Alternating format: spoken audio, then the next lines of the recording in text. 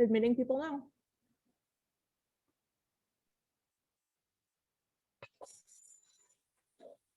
Hello, everyone. Going to give you just a few seconds here to get your audio connected. Maybe I thought they were glass.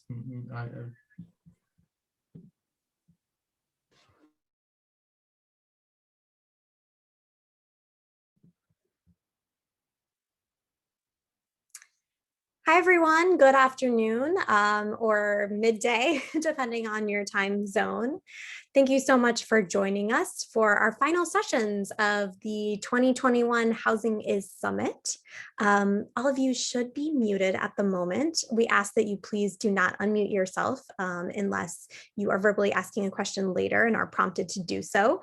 We just like to minimize any background noise. We know that a lot of you are sharing your spaces right now with barking coworkers or other people who might be making noise. So thank you so much. I'm really excited today that we have this session on digital equity. Those of you who have worked with us before, and if you don't know me, I'm Abra Lyons-Warren, Director of Cross-Sector Initiatives at the Council of Large Public Housing Authorities. The idea of the digital divide and the importance of internet connectivity to low-income residents is one that's been very important to CLPHA for many years now. It has only been exacerbated by the pandemic, as you all know. So we're really pleased to have this panel today. It's going to be focused more on policy and actual solutions, or at least mitigating solutions that are in place to help counter this important issue. So I'm really pleased to be able to share that with you. As always, we are recording today's session. So if you missed some of it or you would like to share with colleagues at a later date, we will be sending out information in the coming weeks on how to access this recording. We also have for the presenters that are using slides, we have that available on the conference app, which you can access either through your phone, if you've downloaded the app through either the iPhone App Store or Google Play for Android devices, or through your browser. And the link to that is on our HousingIs Summit website. So with that, I'm very pleased to turn it over to our panelists. You can see here that we have very esteemed folks joining us with a wealth of expertise. So Ruthie, would you like to start? Yeah, sure. Arvind, were you wanting to go first? Actually, I think I'm going first. I'm so sorry. Thank you so much. Yes. No worries. Thanks, Abra. Appreciate it. Hey, everyone. Arvind Sahoni, Director of Strategic Planning at the New York City Housing Authority. I'm going to pull up my screen so you can see this. Let me make this bigger. Okay. Perfect. So as I said, Arvind Sahoni, Director of Strategic Planning at the New York City Housing Authority. I'm one of the two co-leads for the authority's transformation effort, which is our sort of end-to-end effort to change the authority's operations really at every level. And as part of that, my team has also been leading the authority's broadband expansion initiative for the last year and a half or so with our partners at City Hall. So I'm going to start with why does this matter? And maybe even before that, a little bit of, what is this that we're talking about? So as far as I'm going to use the term digital divide, what I mean is reliable access to the internet and sort of the means of use, the digital literacy, access to devices, sort of really all three of those pieces together is how sort of we're going to define this term. And obviously the gaps in that are really what make the divide. In terms of why this matters, I think internet access is increasingly a barrier to a full life in society. And we can argue about whether or not it's a good or a bad thing that that's the case. But I think it's certainly a reality at this moment. And there are more and more opportunities that are on the other side of that line. And if you cannot access the internet reliably, you cannot access those opportunities. For employment and benefits, certainly more job applications are going online, a lot of verification. Once you start a job, there's sort of an assumption or requirement of some base level of digital literacy as well. I think in the last year, we saw a lot of the challenges with people trying to access benefits, with unemployment insurance, and imagine sort of the pain of dealing with that system and the added burden of not having reliable access to the internet, making that even harder to do. Um, on the education side, we've also seen what happens when schools go virtual. We saw the achievement gap widen along racial and economic lines. In July of last year, the Times did a great editorial about broadband access as a civil rights issue, featuring a lot of stories around students and teachers sitting in parking lots next to their school trying to get internet access because they didn't have it reliably at home. NYCHA alone has over 80,000 school students in its population. That's officially, most likely we're probably closer to 100, if not higher than that, 100,000 or higher. And then lastly, on the social side, this past year has also heightened the effects of loneliness. 40,000 NYCHA residents are seniors who live alone. And I think in the depths of the pandemic, which we're obviously still in, but I think if you think about the early months last year, it was really difficult in the absence of physical and in-person connection, keeping in touch with family, with others. This became the lifeline to perpetuating relationships across the board. So I think it's important for that goal as well. The divide is also an important issue, and it matters because it perpetuates racial and economic disparities too. 40% of households in New York City without broadband live below the poverty line. Black and Hispanic households in New York City are still less likely to have broadband access than white and Asian households in the city. And then lastly, I think sort of looking forward, if we think about the recovery, if we really want to have an equitable recovery, there's just no question that investing in this infrastructure is important for job growth, economic development, a lot of sort of ancillary benefits as we think about these investments going forward. So in terms of the city's divide, these maps are from the city's internet master plan that came out last year. The map on the right may make more or less sense depending on your familiarity with New York City. But you'll see that in a lot of the low adoption neighborhoods, these are a lot of places sort of in the outer boroughs, northern Manhattan. These also happen to be places, not coincidentally, that have a lot of New York City Housing Authority developments. Central Harlem, Mott Haven, Brownsville, East New York. There is no surprise that NYCHA's existence in these neighborhoods is also sort of a coexistence with lower levels of adoption, given the demographics and given the income profiles that we have in the city. Similarly, and I'm going to talk about sort of some of the supply side issues in a second, is low adoption also coincides with limited choice. You'll see that the most likely areas in the city to have more than 2 or sort of 3 or more ISPs to choose from are largely in the commercial districts of Manhattan, some sort of on the upper parts of the island. Once you get outside of that, there's really at the most 2, in many places, a single provider to choose from, which obviously creates a lot of upward price pressure, which pushes people out of that market altogether. So what's the role of a public housing authority in addressing this divide? And I think this is a really important question, and it sounds a little philosophical, but I want to talk about how we get to why this matters for us in particular. As part of the transformation that we've been under, we reread our mission statement a few months ago. And so NYCHA's new mission is to provide quality housing for New Yorkers that is sustainable, inclusive, and safe while fostering opportunities for economic mobility. Now, that's not a particularly unique mission statement among PHAs, and we know this because we read everyone else's in writing ours. And so the vast majority of PHAs have some combination of these sort of 2 things, right? One around providing housing, one around access to opportunity, economic mobility, some sort of piece of that. And that goes back to the Housing Act in 37, that's all really a fundamental premise of the public housing program. And I think historically, at least for us at NYCHA, this kind of work, thinking about broadband or connectivity, would be put into sort of bucket 2. It'd be thought of as, how do we create opportunities? How do we connect people to mobility? to job growth, to training. And I think on the text of this, that's certainly correct, but I would encourage people to think about how much this fits now into the first one.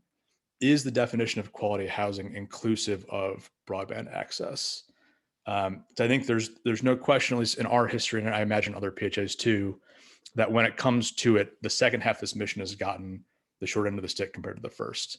But I think that given where we are in the world, given the necessity of this, it is probably time to include reliable broadband access in the definition of quality housing beyond just sort of as an opportunity enhancer or enabler. The other reason why I think this is important for PHAs and especially for us is just given the scale of this entity, any movement that we make has a big impact. So NYCHA, sort of at a glance, over 290 developments, close to 170,000 units. Officially, we're at 363,000 residents. We're probably close to 500,000, if not more, unofficially. 5% of all New Yorkers live in NYCHA housing. We own and operate 8% of all the rental units in the city. And maybe most importantly for this conversation is that of all the rental units that rent for $800 a month or less, 44% are owned by the New York City Housing Authority. So there is not a significantly large private market that is offering rental units at that rate or below. And so when we think about dealing with the digital divide, directly sort of serving this population, a lot of this is going to come through the housing authority, and sort of any move that we make really can make a very big difference in changing things going forward. So here are some of the things that we've thought about and have been doing and sort of plan to do going forward. For the last year and a half, we've been working with the city on this RFEI to bring in different partners that are interested in wiring specific developments. So we had people propose on, we want to do these 3 developments in Lower East Side or this part of Central Harlem. And it's a mix of common area Wi-Fi, which is usually free, with some plan to eventually also wire the apartments too, to provide more competitive, low-cost service. On top of that, there's now an RFP that's gone out with the city, where the city's putting up all of its real estate assets to think about how can we use all of the land that the city owns to do a much more sort of comprehensive view of installing competitive broadband offerings. We've also in the past had a couple specific site pilots that came through from sort of community-driven efforts in Queensbridge. Now at the Polo Grounds Towers, we had one provider working with one development. And obviously sort of these first 2 things we're working to reconcile to have sort of an agency-wide strategy for all of the developments. For the developments that have gone through the RAD program, which we call PACT, is sort of the umbrella of that, we're now requiring our development partners to also ensure low-cost broadband access as part of their contract with us, as part of the development deal. That's now a new requirement for developers to make sure that's in place, and also to monitor on an ongoing basis to make sure it's remaining low cost in the long term. We also have expanding coverage of incumbent providers. Verizon settled with the city last year. Part of that settlement required wiring all NYCHA residential buildings by April of 2023. We've also had partnerships with the city and with private entities on expanding wireless connectivity, MiFi devices, connected tablets, digital vans. This really picked up in the early months of the pandemic last year, trying to get connected tablets out to seniors in March and April last year. And then lastly, I think very appropriately for this conversation, working closely with the delegation, with our federal partners. I think we're very lucky in New York to have partners, obviously like Congressman Bowman, who are sort of really wonderful partners, thought leaders on this issue. And I think the issue that Ruth is going to talk about would be really beneficial to our population. And similarly, I think what Kate's going to talk about too with the FCC's programs, again, very directly beneficial to the housing authority's residents.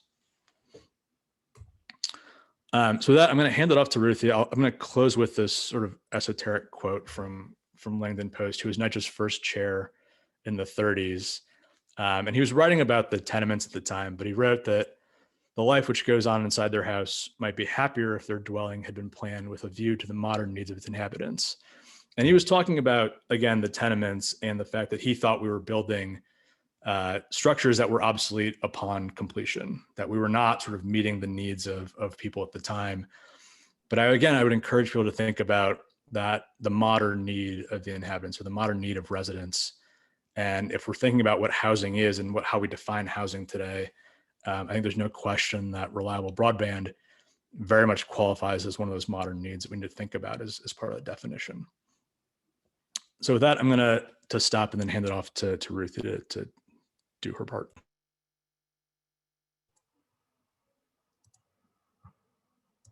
Awesome. Thanks so much, Arvin. That is a really great overview and awesome setup to what I will be talking about next. So hi, everybody. It's really nice to meet you.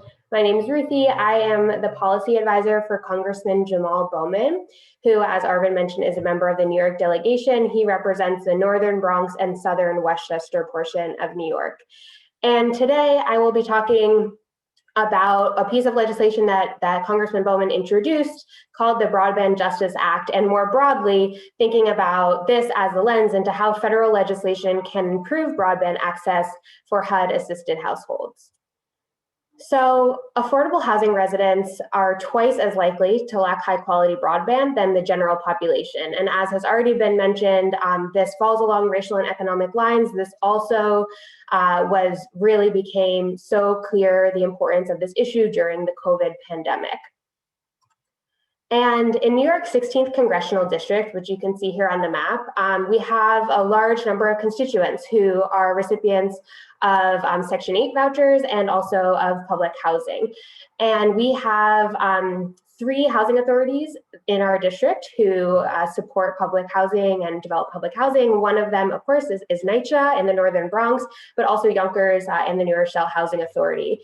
And Congressman Bowman was sworn in just this last January. This is his first term. And within hours of being sworn in, we started hearing about the issue of broadband access for our constituents living in NYCHA, Yonkers, and New Rochelle public housing, and also a lot of education advocates kind of bringing this issue to our attention, given the homework gap and the limited access to broadband that's needed during remote schooling. In New York's 16th congressional district, 10% of seniors lack internet, and we started hearing this a lot in January and February as seniors were having a lot of trouble accessing vaccine appointments in New York State, and 8% of children lack internet, which, as I already mentioned, is just a huge issue for remote schooling and homework more generally. So as we kind of learned more about this issue from our constituents and had meetings with NYCHA leadership about it, there were kind of 3 things that came to the forefront as the issue in our district, and in talking with national groups like CLPHA and others, realizing that this was not just a New York 16 problem, this is a national issue. The first is that the monthly costs of broadband for public housing tenants in many cases are astronomical. I mean, honestly, the cost of broadband across the board are often higher than people would want them to be, and public housing is no exception. We heard of NYCHA residents who are spending upwards of $90 on monthly broadband costs, which in a pandemic is money that many people don't have, and in normal life beyond a pandemic is also money that people don't have. This means choosing between internet and food, internet and rent, that kind of thing. Also, public housing authorities, we learned, are lacking funds to support tenant broadband. Operating funds are limited. In a lot of cases, you need actual capital improvements to buildings in order to wire and improve infrastructure. And that was something that the federal government just wasn't providing enough of. And then lastly, the infrastructure barriers to accessing adequate, high quality internet was a real challenge. We were hearing that with an old housing stock like what we have in New York 16, there are issues around the walls being too thick, concrete slabs, Wi-Fi can't penetrate between units. But in other parts of the country, we were learning about other challenges around not enough cabling to wire buildings, or about infrastructure that was built and just didn't support things like mesh networks and other opportunities.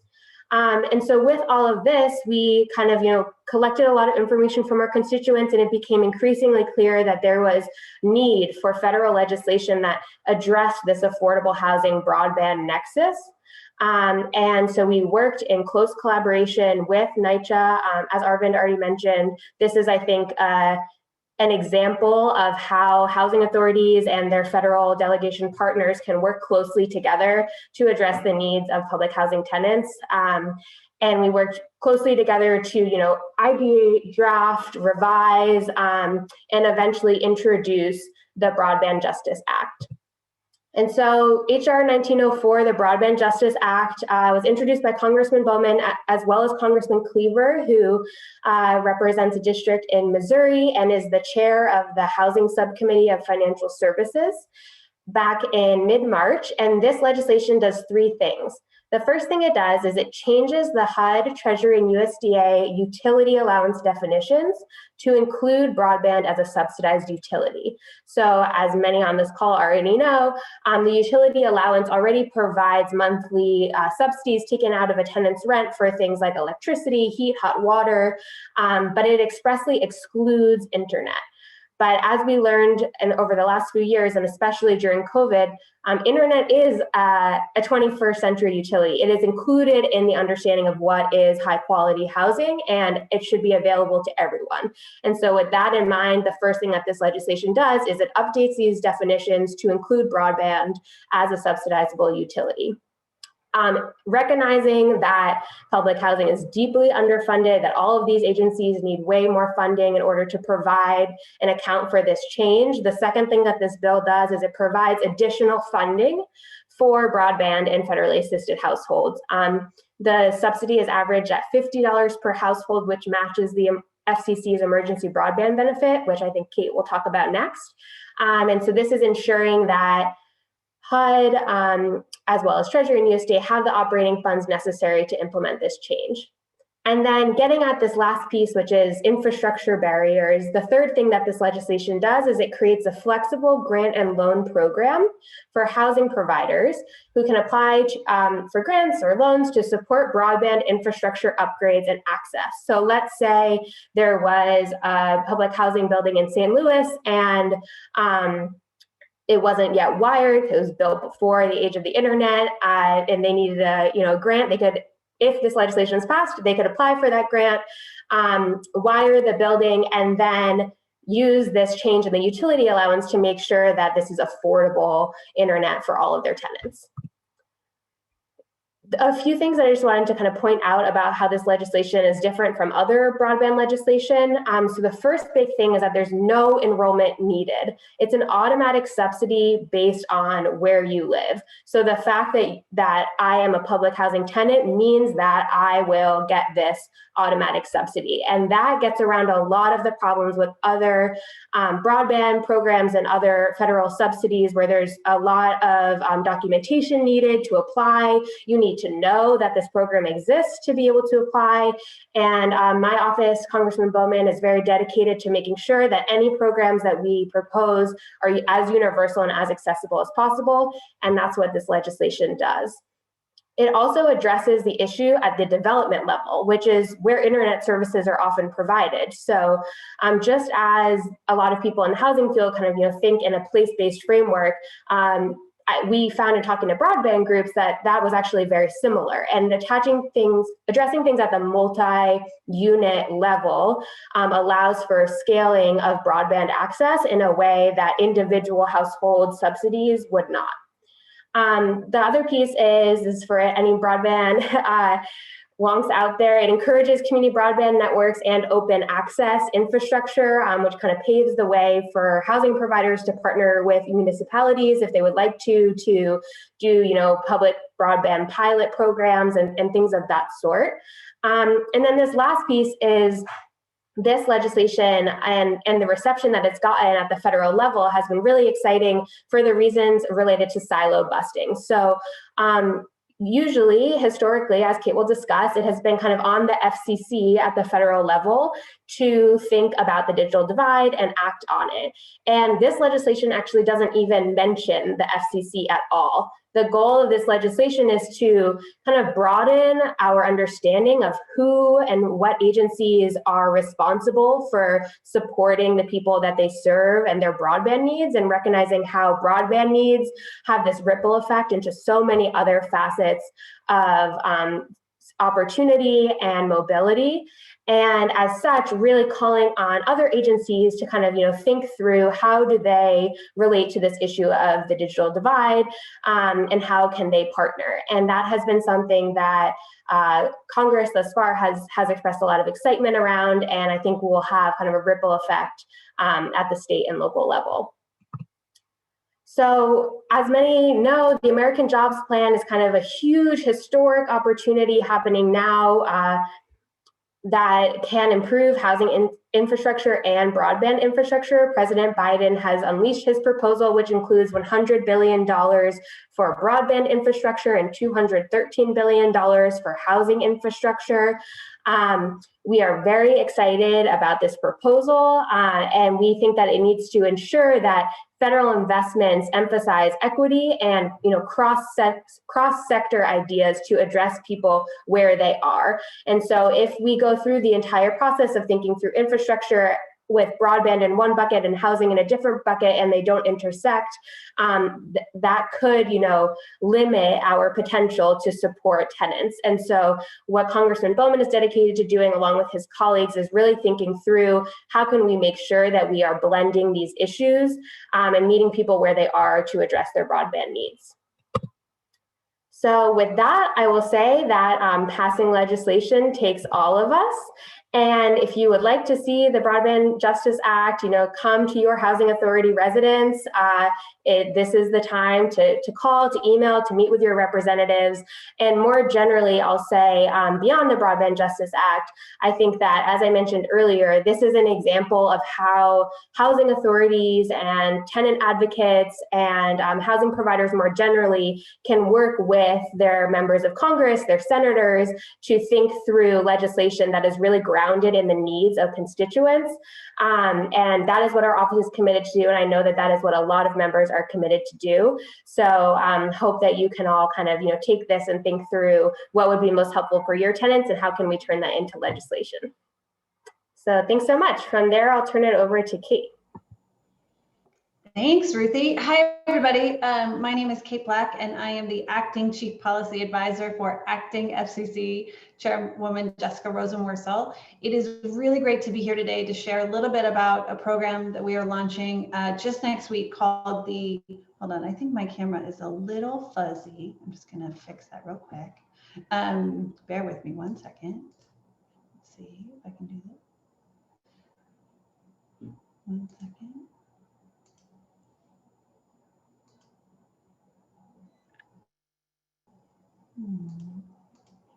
Apologies, my camera is fuzzy. Hopefully you can just hear me anyways and see the auto captions. But the Emergency Broadband Benefit is an exciting program that we are launching just next week on Wednesday, May 12th. So mark your calendars.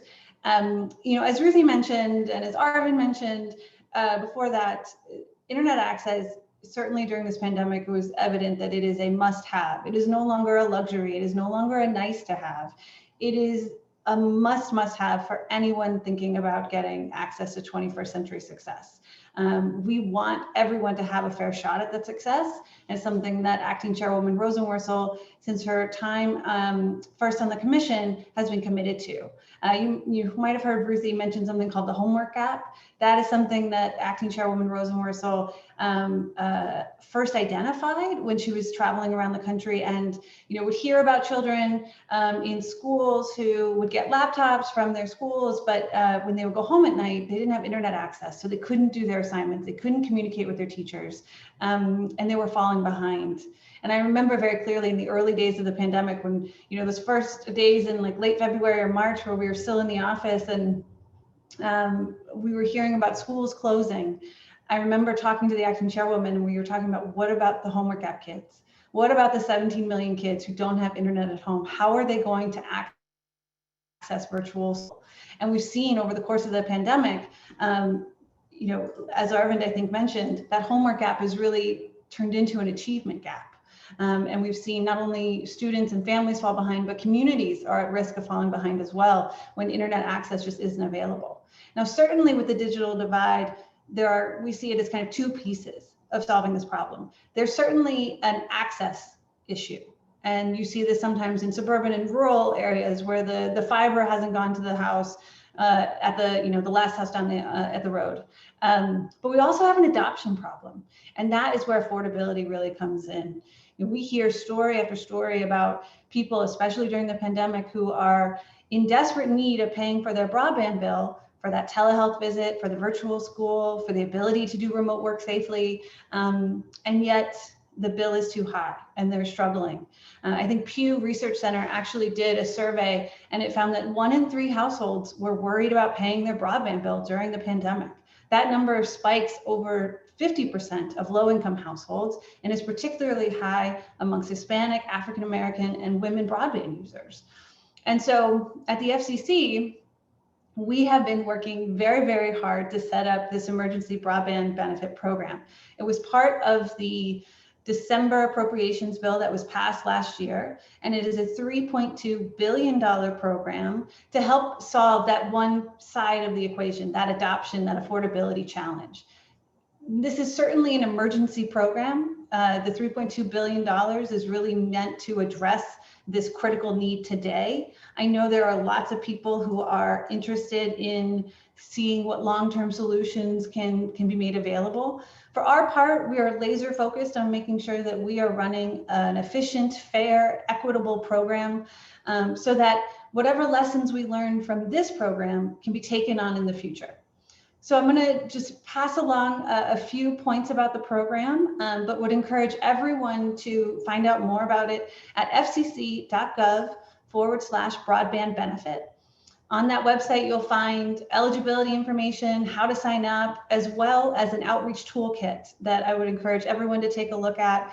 There's sample social media posts, sample graphics to share, flyers to print out, and also in multiple languages as well. So the EBB is what we're calling it, is certainly the nation's largest broadband affordability program we've ever had. That is in terms of the $3.2 billion that Congress has given us, but also the benefit itself. You heard Ruthie mention $50.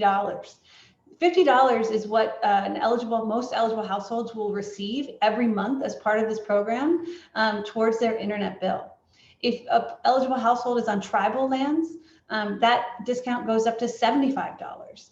Eligible households are also eligible for a $100 discount towards a desktop, laptop, or tablet.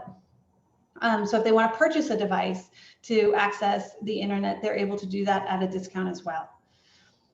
So the size of the discount here is pretty significant. The other thing that's significant here is the eligibility criteria. It is very broad, and that is great because it allows us to help a lot of families who might be struggling to afford internet service right now.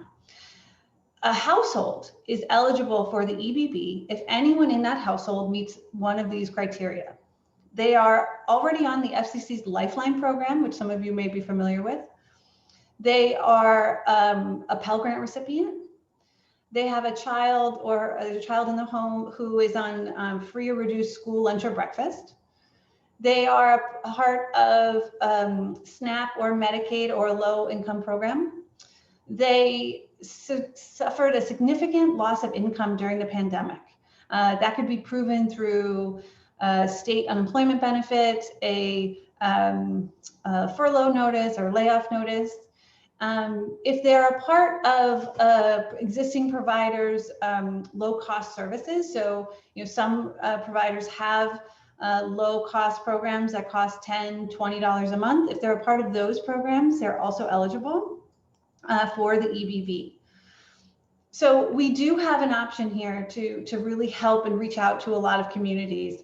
Our job right now is to make sure that we get the word out as far and wide as possible so that people know about the program. And that's where maybe you guys come in. Certainly everyone listening, I would encourage you again to go to the website, see the toolkit. As I mentioned, we're launching on Wednesday, and when we launch that toolkit and that website, we'll have a lot of basic information for consumers about, am I eligible? What is the benefit? And is my provider participating? We have over 750 providers participating in the program, big national providers and small rural carriers who are excited about participating and providing this benefit to their customers. So we've been working hand in hand with the providers as well as our outreach partners on the ground who are already been providing services to their communities throughout the pandemic. Our hope is that by providing them these toolkits and other resources that they're able to make sure that the EBB is a part of their communication streams so that anyone who is interested in signing up to receive this benefit can. We encourage everyone who is interested to sign up as soon as possible, because the appropriation that we were given, that $3.2 billion, is kind of a one-pot deal in the sense that the money, the program ends when the money runs out. And so we want to make sure that if people are interested and want to learn more, that they can do so, but also that they can sign up and have the information that they need at their fingertips. Affordability and broadband access more generally is so critical. And it's one of the reasons why the acting chairwoman tackled this program and took this on as one of her first initiatives as becoming acting chairwoman. She fully believes that, as is stated here, that broadband access is a key part of having a quality modern life. And so we want to make sure that anyone who needs that assistance during this pandemic can get it. So with that, I'm going to try to fix my fuzziness. I don't know if you see fuzzy, but I see fuzzy, and hand it back to Abra. Thanks so much. You're just a little psychedelic on your shirt. That's all. Cool. Great. Well, thank you so much to all three of our speakers. Really a wealth of information. So again, we did have some questions come in already, so I'll jump into those in a moment. But for folks who are interested in asking questions, please go ahead and submit that via chat. And yeah, I think we're just a little bit too large at the moment to have folks unmute themselves. So please type any questions you have in the chat box and we will get those over to the speakers. Okay, so let's start going through these here. All right, one of the first questions was around kind of more information about the actual implementation and action for housing authorities. So Arvind, this might be a question for you, but Ruthie, this might also make sense for you to chime in as well. How can housing providers not just help install internet, but also help maintain it? So if you're able to respond both, I guess, for wired as well as wireless, and help residents gain digital literacy, while also keeping in mind, of course, limitations around staff capacity and funding. And then Ruthie, if you could just talk a little bit more about continued funding to maintain infrastructure. Yeah, perfect. So on the first part of that, I think it's a great question. And I think there's a tendency sometimes when these programs get rolled out, at least certainly there has been at NYCHA in the past, around, a lot of momentum around the initial idea, right? Sort of the installation gets all the attention, we're going to invest in this, but there's not a lot of thought about what happens once that is a year or 2 or 3 years old. And so we're trying to avoid that mistake this time by thinking about, through the RFEI and the RFP, if we start installing specific, competitive, whether it's wired in unit or for common areas in these buildings, what does the upkeep look like in the next sort of 5, 10, 15 years? What is the authority's responsibility? What is the contract look like with us and the provider to say who's doing what? How do we make sure that the service stays affordable, that they're not going to install something and all of a sudden the rate goes up to 3 or 4 times what it was as the sticker price in a few years? So we've tried to be a little bit deliberate about making sure that what we're installing and getting right now is what we can offer residents for the long term. So it's not kind of a one-time Band-Aid to make it sound great, but then sort of not actually see it through. The staff capacity question is a really good one too. We've been thinking about in the context of sort of Section 3, and can we actually hire residents to do some of this work to help with upkeep? Obviously that involves some training also. That's the thing we're exploring right now as a possible alternative to having staff do all of the oversight and maintenance ourselves. And then on the last piece, I think there's a really big digital literacy component too, is that having the asset in place, having that a newly wired building or sort of competing services is great, but it takes a lot to also ensure that we're training residents on it, that we're providing customer service. So that's also been a big piece of our negotiation and sort of partnership with these providers that we worked with so far in the RFEI, is to say who's actually doing what. When this goes out in a month or two, when they have a service disruption, who are they calling? Like literally, who are they going to call, and what does it look like to see that through? And then what is our responsibility if that's not happening properly? So these are all really great questions. I think it's going to end up being a partnership between us and the providers, because we're never going to be a broadband provider in ourselves. But we are thinking through those questions to make sure that we're not providing kind of a one-time stopgap. We want this to be sort of a permanent and hopefully over time improving service offering for residents. Yeah. Oh, sorry, just really quickly before you jump in, Arvind, I wonder if you can comment. I know some of the housing authorities, and you'll have to let me know if NYCHA is part of this. Because of how the buildings are built, it's quite difficult to get signals in. So I wonder if you just have a perspective about that for any attendees who might be facing that in their communities. Yeah, we were talking to the CEO of one of our providers yesterday, who referred to our buildings as tanks, that it's really hard to get the signal through some of the cinder block and the brick. And so we have relied on the providers a little bit to tell us, and we've done the walkthrough ourselves with them to say, what would it actually take to do this properly? What would it take to do a common area versus in-unit work? And obviously in-unit for us is a very complicated thing because of the legacy lead paint issue. So any sort of additional drilling is going to trigger all kinds of new requirements around RP testing and the protocols there, and asbestos and whatever else. So there's a lot to deal with on that side. But I think on the technical side, we've also had a lot of these providers do it with our capital team to say, what does it mean to pull the fiber into the building and actually make it work? Because we do know they're challenging buildings to wire. But in New York, many of the buildings are. Like, our buildings are not uniquely built in that sense. There's a lot of other pre-war tanks in this city. Great. Yeah, this is a great question. Yeah, I think just like to piggyback on that, a couple of things that came up in our process. I mean, I think that there is a clear need for more federal funding on the infrastructure side, but as you're saying, also to not stop there. And the emergency broadband benefit actually is a great example of large federal investment on the affordability side that isn't just saying, let's jumpstart the internet installation process, but really focus more on, okay, what are people's monthly broadband needs and how can we support that?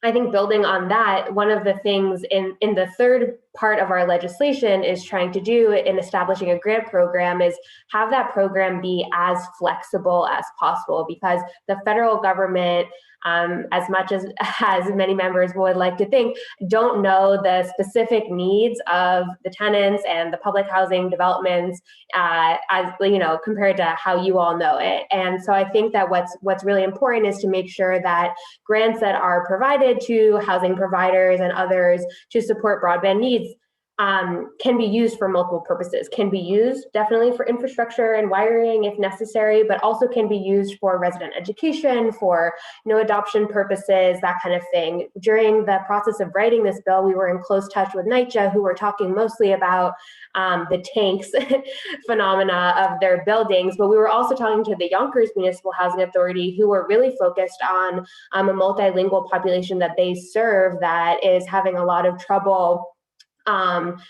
getting used to using internet in their senior properties. And so that really just paints the picture right there that you need programs that are addressing this from all sorts of issues. And we need to make sure that communities are in charge of deciding what their own priorities are for these funds. Great, thank you. So there's another question about if research has included college students, as they've had during the pandemic, many similar issues about, needing that critical access to internet. So I don't know if any of you are able to comment on that. I'll take a first stab. I know that one of the new things for the FCC in terms of the emergency broadband benefit is that it does include Pell Grant recipients.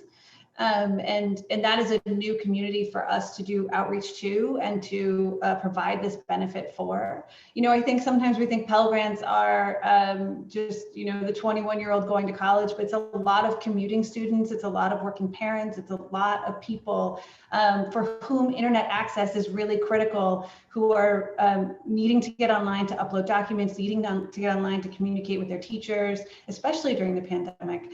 In terms of research itself, I think I've seen some data that showed that, especially for community college students, online access was one of the main barriers keeping them from continuing on with their education.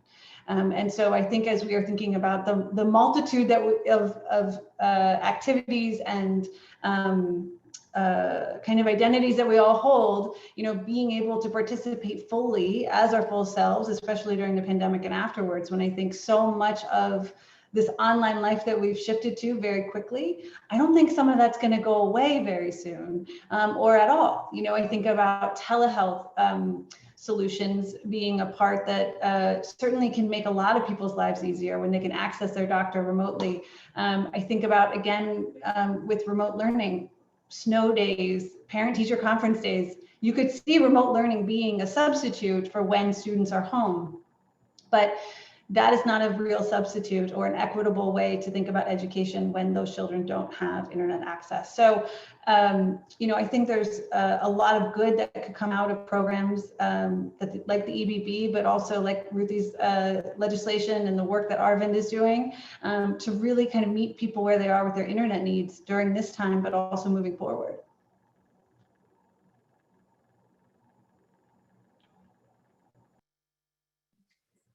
Yeah, and I'll just add that, in the work that we've done, we have a lot of partnerships, or I should say our housing authorities have a lot of partnerships with post-secondary partners.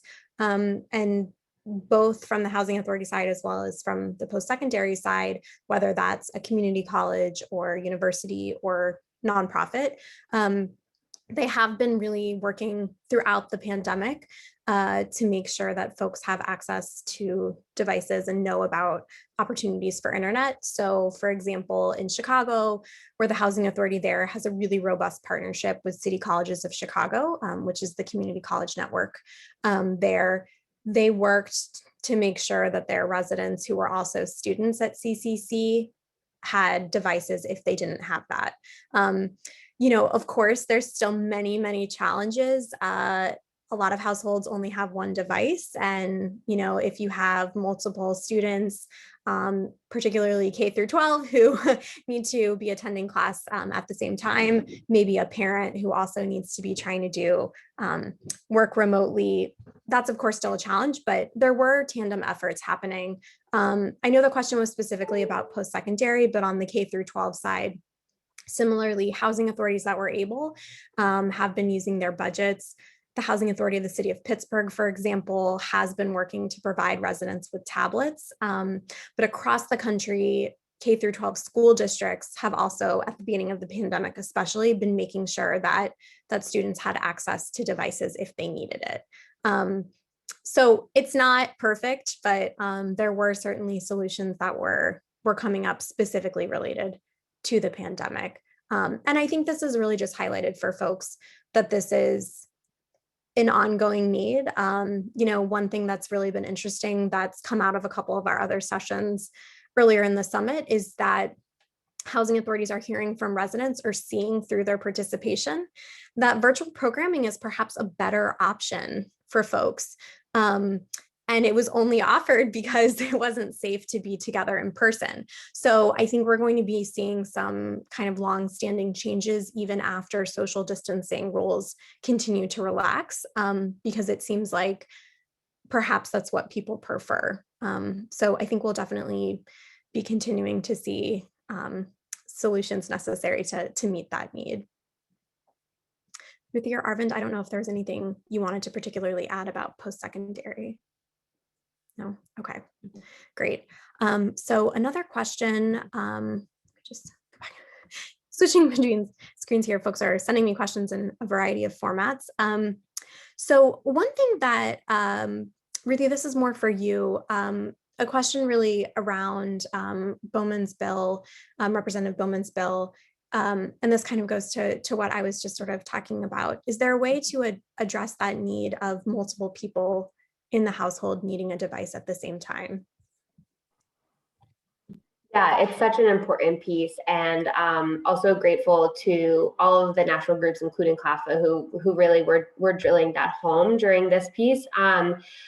The short answer is yes. Within the broad, in a couple ways. First of all, the piece about the Broadband Justice Act that is really about subsidizing monthly costs will provide a family with, that piece taken care of, such that they have more money on hand to do with what they wish. That can be for other broadband needs or for whatever they would like. The other thing is that this grant program can be used for things like that. What we found in our work, and I'd be curious to hear from Arvind and Kate as well on this, is that constituents, it seemed like on the philanthropic side, philanthropy was kind of coming in and providing devices, but that there was still, this issue of, is it a one-year loan, or is it not a device that can actually have the capacity for Zoom and for the things that we're requiring?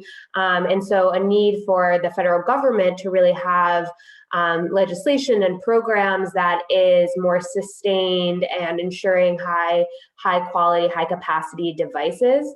And so that is, an eligible use of funds under this program. But I think that it will be interesting to see kind of how also non-governmental actors kind of, who have stepped into this space during the pandemic and done Chromebook drives or whatever it may be, how they will kind of operate moving forward, and how the federal government needs to, what the federal government really needs to do in this space, I think is a little bit of an open question at this point right now. So yeah, our bill will be able to, use for this issue of making sure people have all the devices that they need within a household, and then also making sure that it's not, whatever legislation ends up getting passed around this, that it's not devices that can't actually be used for the things that we need to use it for in the 21st century and in these times.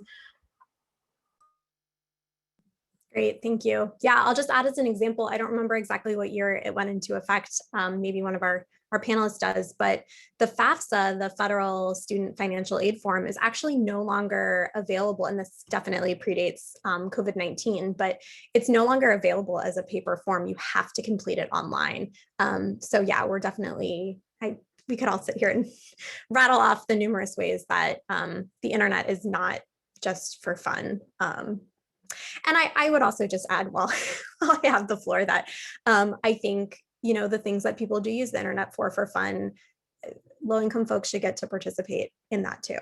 But Ruthie, another question that came in that kind of goes along with what you were saying, and Arvind, and actually Kate, your expertise in this, all three of you may have perspectives on this.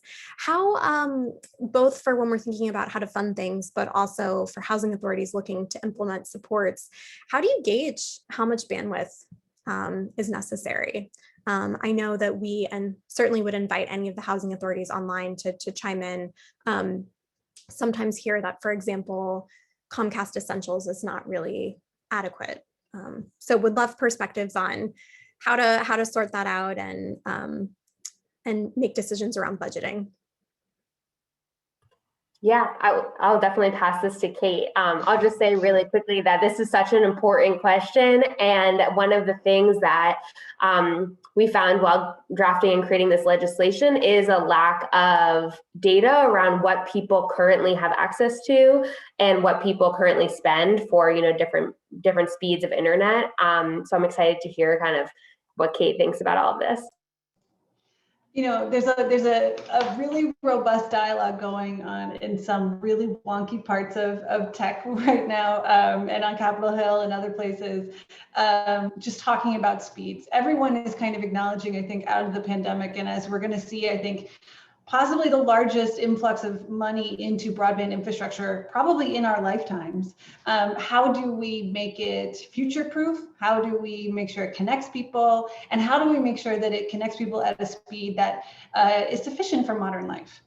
Right now the FCC determines broadband at 25/3, meaning a 25 speed down on your downloads and a 3 uploads. Acting Chairwoman Rosenworcel has for a long time advocated that is far too small, that we should be thinking big. And when we think big, it should be at least 100 download. There's a question about symmetrical speed, and I think that's something that people are still talking about. But the way I think about downloads and uploads, especially in a world in which we are working from home, and that it's not really about downloading, although to your point, Abra, it can be about downloading the latest episode of Bridgerton or the cat video, or making sure that you're watching whatever it is on YouTube TV, or communicating with your family or your teachers. It also, in some ways, your download speed is how the world talks to you, but your upload is how you talk to the world. And I think we have to be mindful of the fact that as more and more people may shift to working from home, as we are doing more remote learning, more remote work and telehealth visits from the safety of and comfort of our homes, that upload needs to be sufficient for modern life. So there's a healthy dialogue going on right now. I do think there needs to be some research done into kind of what Ruthie was talking about in terms of the consumer fee and price, and are they getting what they're paying for? There's been a lot of conversation, I think, for many years around kind of are you actually getting the speeds that you are priced when you sign up? And how does that shift over time? And I do think there needs to be a heavy look at that. But yeah, I think the speed conversation is one that we're going to be talking about as we think about this $100 billion in infrastructure funding for sure. Great. Okay, so we have another question that's come in. Starting off with thanking for the wonderful presentations. But Micah asks, I'm wondering if there are other ways beyond improving internet access you all are thinking about, as Ruthie put it, centering equity and cross-sector investments to address people's needs where they live. How, if at all, can these priorities be brought into other initiatives that aim to serve subsidized and other low-income renters?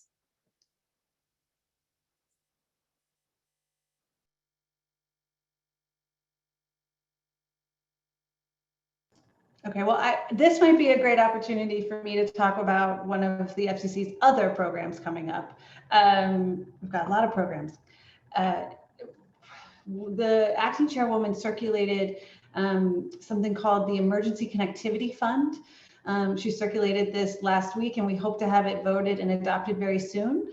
But this is a part of the American Rescue Plan that would provide the FCC $7.2 billion to help solve the homework gap issue, the need of students to be able to connect at home. And so what this fund would do would be to allow schools and libraries to loan out connectivity devices, so hotspots, routers, modems, et cetera, to students because they are close to those students. They know which students are showing up in virtual learning during the pandemic. They know which ones don't have access. And so our goal is to really help schools and libraries around the country who are suffering from a lack of internet access to be able to help those students and loan out those devices. So like I said, I hope to have that adopted soon, and then hopefully that program can roll out very quickly and help get people the help they need where they live with those devices.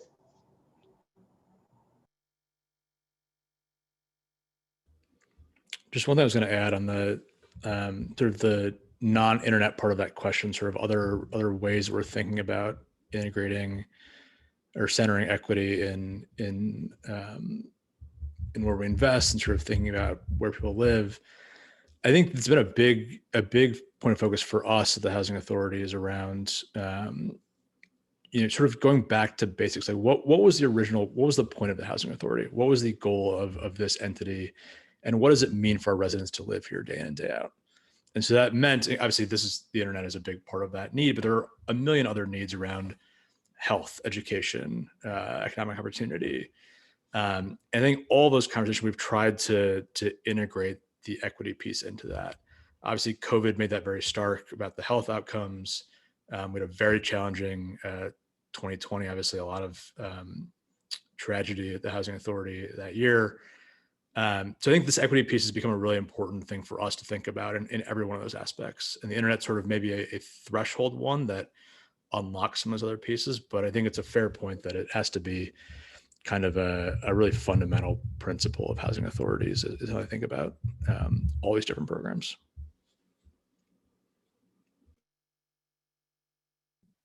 Thank you. And there was another question in the main chat about what are your thoughts on redlining? And I don't know, Tanisha, if you wanted to expand on if you had an explicit sort of question in there, particularly about internet. But if anybody wanted to hop in while she might be adding. Yeah, I'm happy to hop in. Thank you for this question, because the maps that Arvind showed of New York City and broadband access, you could overlay those maps with redlining maps, and the places with low internet access would be places that are historically redlined. So the racial story here and the racialized access to broadband cannot be understated. This is like 100 million% a racial justice issue. And the federal government's historic investments in middle-class white homeownership at the expense of Black and brown urban neighborhoods, and the federal government's willingness to support redlining and other, racist infrastructure investments of the 20th century really lead to where we are today on this federal policy panel, talking about the need to reverse and repair and rebuild so much of what the government has done wrong and how the government has failed communities of color for decades. So the reason that we called it the Broadband Justice Act is that we want to make clear that broadband inequality is a form of injustice. And in the district that Congressman Bowman represents, that I work for in the Northern Bronx, we have redlined communities that are the places that are calling us saying we can't access vaccine appointments, we don't even know how to get online, the public library is closed, so we have nowhere for our kid to access his Canvas site or their Zoom classroom. So everything that we are doing as an office related to broadband is really rooted in racial justice, hence the title Broadband Justice Act. Yeah, I think Ruthie's absolutely right about that. And if you think about, again, going back to the reason that the New York City Housing Authority was created was largely to deal with a tenement issue at the time. If you think about the 1930s, that was very much explicitly in the legislation what the point of the agency was. And those neighborhoods perpetuated because people had nowhere else to go. People were forced to crowd into tenements because there was simply no access to other parts of the city because of those really sort of even predating redlining, but sort of really, that really was what created the public housing movement. And so I think it's important to acknowledge that as sort of really the underpinning of a lot of the things that we're talking about, not just on this panel, but I imagine on all the other panels that have gone on in the last couple of days.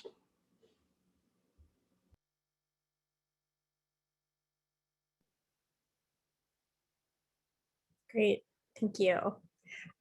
So I think kind of related to that, there was a question speaking sort of, Ruthie, I guess this might mostly be for you, but sort of however you might be able to speak to Congress's interest and your predictions on them getting on board with these kinds of core beliefs about, internet as a basic and right and necessity. Yeah, absolutely. I think I should preface this by saying that our office is new to Congress, and there have been members of Congress who have been championing issues related to broadband access for decades and decades. Whip Clyburn is an example who he led up along with Senator Klobuchar, a a broadband task force that was, while mostly focused on rural broadband issues, really, developed a large suite of legislation related to broadband more generally, not necessarily affordable housing specific, but thinking about these larger issues that the FCC has also, spent decades working towards.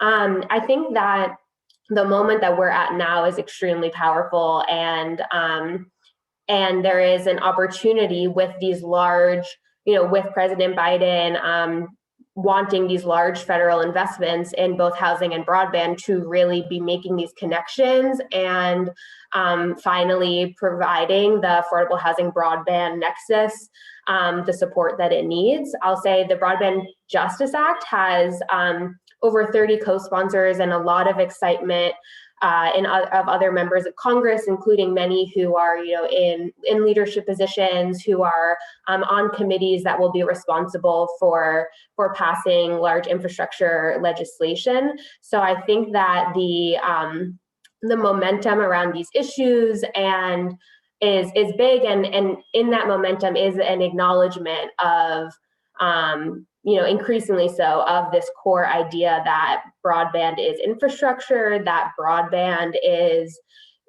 essential, and that the digital divide is a racial and economic issue.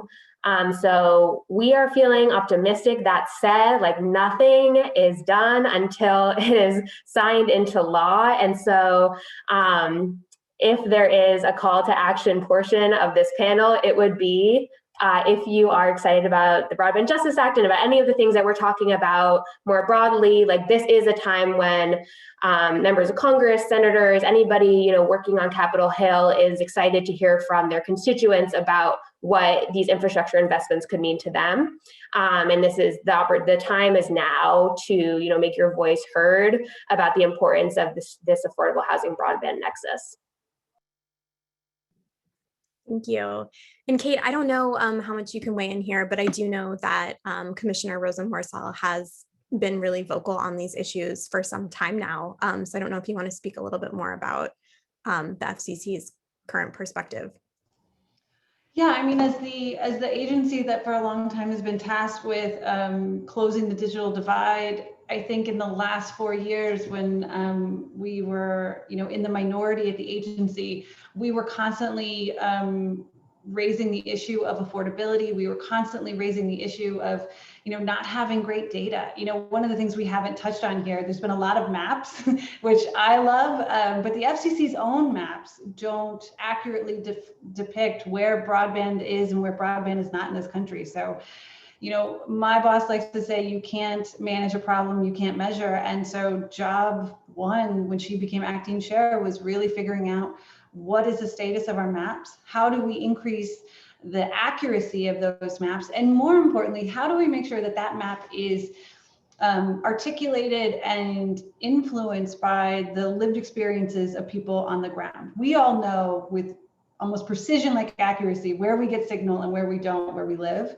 And so she has opened up the door for consumers and the public to share with her and the agency their experiences with broadband through this consumer portal that will help inform our maps.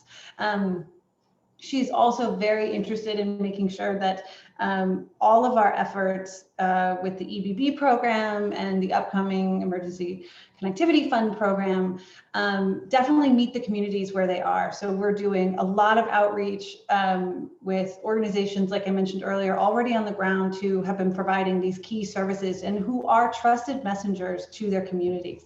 Knowing full well that, especially on the EBB, which is such a robust, broad eligibility pool, some people may be coming to that program for the first time to the FCC. Some people may be coming to that program for the first time signing up for internet access. And so we want to make sure that the tools that we're providing are easily accessible, that they're inclusive, that whoever is coming to this program feels like it is for them and that they are seen and heard in that program. And that's really important to us, not just for this specific program, but how we can use those lessons and tools moving forward and to help inform things like what Ruthie has been talking about in that legislation. I think there are success stories that we can take from these lessons and use to build on for the future, for sure. Great. And we only have a few minutes left in our session. So I know Ruthie already gave us her sort of call to action here. So I wanted to make sure to give Kate and Arvind a chance if you have any final thoughts you'd like to impart on attendees. I would actually just second Ruthie. I think that's the most important one, honestly, I think there's an incredible opportunity right now that is worth taking advantage of. And I think it's important to get as many voices as possible sort of yelling in the same direction about these things. I think, on the PHA side, I would add that if you are at a PHA, I think it is an interesting moment to think expansively about the role of the PHA. And that includes broadband access, but sort of just in general. I think the role that we play in cities is tremendous. And I think there's also room for a lot more. And so I think that is an important piece. But again, if there's one thing, I think what Ruthie said is actually probably the most, I would second that one. So I will third Ruthie and just make sure that, if you care about this issue, that you are sharing it, not just your elected officials, but also your community at large. So one of the things, if you're interested in learning more about the EBB and that benefit program, which we again launch next Wednesday, you can go to fcc.gov/broadband benefit. You'll see there's an option to sign up to become an outreach partner with us. And that means you'll get information about the program from us directly in real time as it's going on, with the toolkits and materials to share in your community. That is also where you can learn about how to sign up starting next Wednesday. Thank you so much. And I'll just say that we will have some additional information about the outreach and toolkits on the Monday CLPHA member call. So if you are a CLPHA member, feel free to tune in. We will have not Kate, but someone else, her colleague, Ed from the FCC, who will be talking about that at the top of the meeting. So please do join us for that. I also want to give a quick plug. If you're not already receiving FCC newsletters, Kate does lots of fun, snarky emails. So have that sent over if you want to get. Thanks for the plug. Thanks for the plug. I enjoy them if you want to get additional updates. But thank you so much. I think this was a really fantastic conversation. Really appreciate all three of you sharing your time and your expertise with us today, and hopefully some exciting, definitely in the next week or two, and already being able to access with the FCC, and hopefully soon to come with Representative Bowman's bill. But thank you so much. And just as a reminder, this was recorded. So if you would like to access that at a later point, we will be emailing how to do so in the coming weeks. You also will be receiving an email at the end of today with a link to a survey evaluation. We do ask that you please take a few minutes to fill that out. Let us know your thoughts. We use that to help plan future events. So we really do appreciate you taking a few minutes to do that. But thank you so much. Really appreciate all three of you for coming on today. Thanks for having us. Thanks for having us. Thanks so much. Thanks, everyone. Bye.